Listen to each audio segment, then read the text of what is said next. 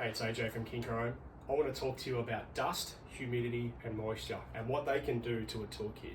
Now when you first get a brand new one, the powder coating's perfect, but it's not immune to dust. Dust, believe it or not, over the years can do quite a bit of damage to a toolkit. So what that does, dust gives moisture something to grab onto and it stays there. It doesn't move and it creates rust. Okay, so you want to prevent that.